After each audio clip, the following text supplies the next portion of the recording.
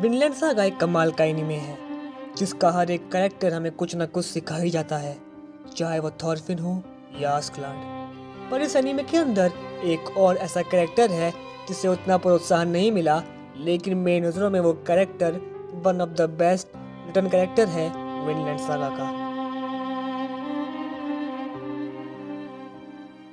अगर हम कैन्यूट का बचपन देखें तो हमें पता चलेगा कि उसके अंदर राजा वाले गुण कभी थे ही नहीं। ना वो निर्भय था, ना साहसी था, ना उसमें एक लीडर वाली विशेषताएं थी। ऊपर से उसका फेमिनिन दिखना और उसी तरह व्यवहार करना उसकी राजा बनने की संभावनाओं को और कम कर रहा था।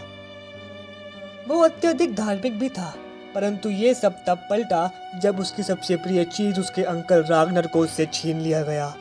जब उसने चारों तरफ कत्लेआम देखा तब उसने ईश्वर पर सवाल उठाए। हमें स्वर्ग की कोई आवश्यकता नहीं, ना ही किसी सुनवाई की। हमारा स्वर्ग यहीं इसी धरती पर है। और इसी तरह कैन्यूट बनता है किंग कैन्यूट और निकल पड़ता है इस दुनिया को स्वर्ग बनाने और छेड़ देता है जंग ईश्वर के विरुद्ध। वह सवाल करता है, इस संसार में एक समझदार व्यक्ति कहाँ पाया जा सकता है? हम एक ही हैं, हम सब एक जैसे हैं।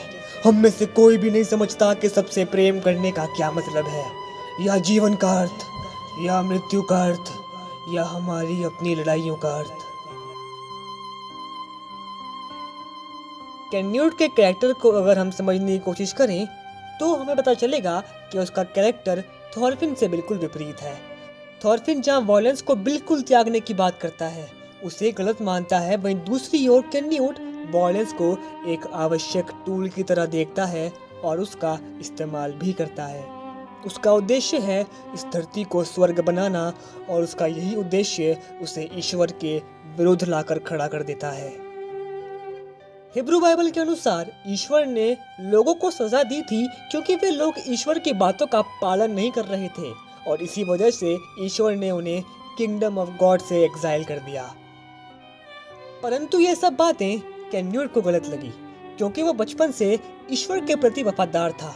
वो ईश्वर की हर कही बात का पालन करता था, फिर भी उसे एग्जाइल में क्यों रहना पड़ा?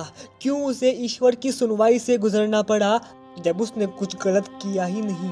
क्यों उससे उसकी सभी प्रिय चीजों को छीन लिया गया जबकि उसकी ईश्वर में परिपूर्ण आस्था थी?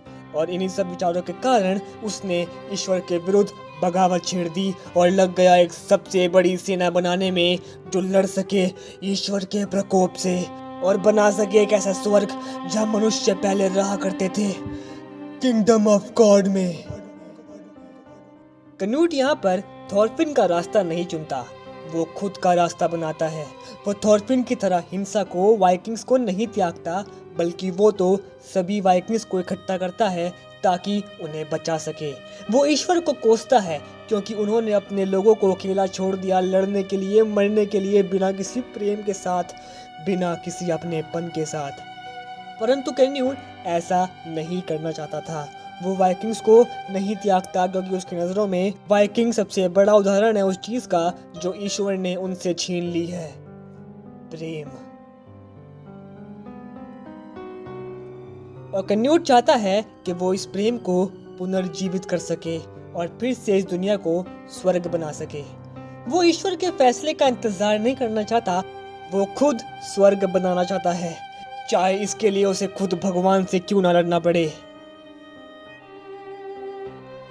और कैन्यूट अपने इस उद्देश्य को पाने के लिए अपने हाथ खून से रंगने को भी तैयार है, क्योंकि कैन्यूट जानता है कि किसी को तो त्याग करना ही होगा, किसी को तो जिम्मेदारी लेनी ही होगी, किसी को तो कीचड़ में उतरना ही होगा।